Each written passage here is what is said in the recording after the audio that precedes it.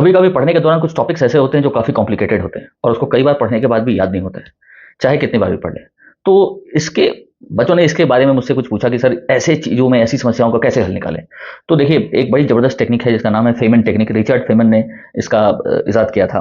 ठीक है, इन्होंने नोबेल प्राइज जीत जीत रखा है। ठीक है, अब ये टेक्निक क्या है, फेमन टेक्निक, ये टेक्निक क्या है? तो ये 4 स्टेप में ये टेक्निक बना है।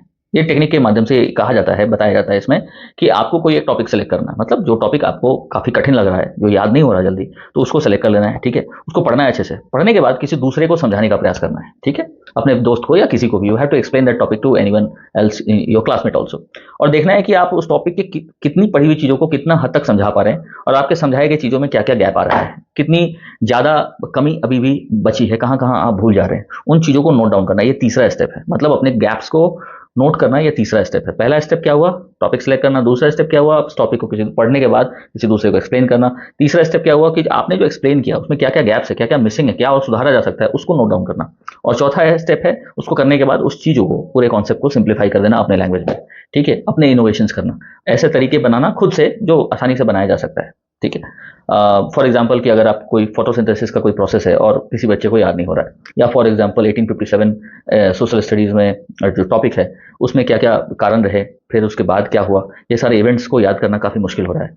ठीक है, तो हमको क्या करना है, 1857 के टॉपिक को सिलेक्ट करना है, उसके बाद पढ़ना है, अच्छे से थॉरोली पढ़ लेना है। पढ़ने के बाद पहले जो एक्टिव रिकॉल का जो मैंने टेक्निक बताया था, उस टेक्निक का इस्तेमाल करते हुए ये समझना है कि ये याद रखना है कि कितनी चीज़ें हमें याद है, and then I have to explain that thing to someone else.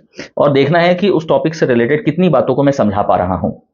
ठीक है, और जहां जहां हम मिस कर रहे हैं, जहां जहां हमारे में कमी आ रही है, उन कमियों को भी दिमाग में नोट करना है, and somewhere you have to write it down कि ठीक है, यहाँ बोलने वक्त ऑब्वियस बात है, जब पढ़ा रहे होंगे तो ये समझ में तो आ ही जाएगा कि अच्छा ये चीज़ें अभी भी मैं नहीं बोल पा रहा हूँ, यहाँ रुक जा रहा हूँ, यहाँ फंस जा रहा हूँ। ठीक है, तो उस चीज़ों को रोक लेना है, उस चीज़ों को ठीक कर लेना है या नोट कर लेना है। नोट करने के बाद फिर उस पर काम करना है। ठीक है, गैप्स को फिल करना है, क्या मिस किए क्या किए। ठीक है, गैप्स को फिल करने के बाद again you have to simplify that thing. ठीक है ना, और you may also try to explain the same thing the next time. ठीक है, अनदर टाइम, दूसरे को समझा रहे, दोबारा समझा रहे हैं। ठीक है, this is what I want to से।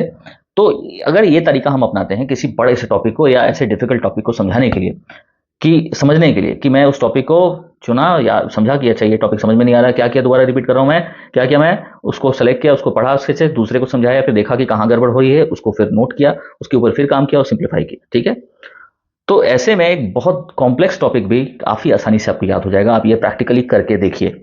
ठीक है, अगर कोई नहीं मिलता है, फॉर एग्जांपल अगर आप ये बोलते हैं कि ठीक है, मैं किसको समझाऊं, मुझे तो कोई नहीं है, तो कोई बात नहीं, आप आईने के सामने खड़े हो जाइए और खुद को ही समझा के देखिए। ठीक है ना, टीच योरसेल्फ। आप करके देखो, आपको इसका बेनिफिट 100% मिलेगा, ये गारंटी के साथ बोलता हूँ मैं। ठीक है, और ये चीज़ों को याद रखने का भी बहुत ज़बरदस्त तरीका है, अपने अंदर एक कॉन्फिडेंस बिल्डअप करने का भी एक बहुत ज़बरदस्त तरीका है, अपने आप को सुधारने का भी एक बहुत ज़बरदस्त तरीका है, अपने आप को प्रेजेंट करने का भी बहुत ज़बरदस्त तरीका है। तो बहुत सारे फायदे हैं इस टेक्निक के, Feynman technique, thanks to that person. ठीक है, वो डिस्कवर दिस मेमोरी टेक्निक। ठीक है ना, for making this learning process simplified. ठीक है, तो उम्मीद करता हूँ इस टेक्निक को आप अपनाएंगे और करके देखिए। फायदा अगर होता है तो प्लीज़ कमेंट करके मुझे जरूर बताइएगा। ठीक है, आपके बोर्ड के एग्जाम्स भी अब आने वाले हैं, तैयारी और साथ में बाकी कॉम्पिटिशन्स भी हैं इसी महीने में, नवंबर दिसंबर, ये जो पूरा मंथ होता है और से लेकर मार्च तक का पूरा एग्जाम से भरा हुआ महीना है। ठीक है, तो prepare well and use proper techniques. ठीक है, धन्यवाद, थैंक यू।